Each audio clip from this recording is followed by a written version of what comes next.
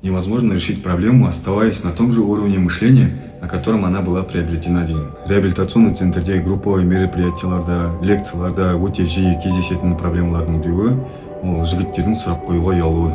Лекцияда бір группалық мероприятие өткізіп жатырғанда түсінбеген жерлер болса сұрамай отыра береді.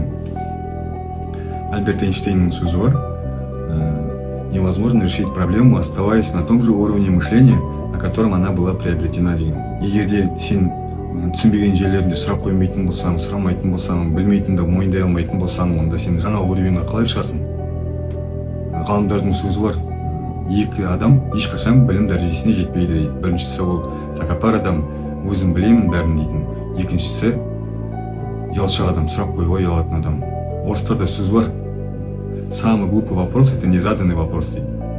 Сол үшін мен айтатын жігіттерге, сұрақ қою ол әлсіздік емес, сұрақ қою ол өсу мен өзгеруге апаратын жол. Бір нәрсені білмеу жауабын ол ұят емес. Жауабын білетін мүмкіндік болып тұрып кетіп қалу, вот сол ұят.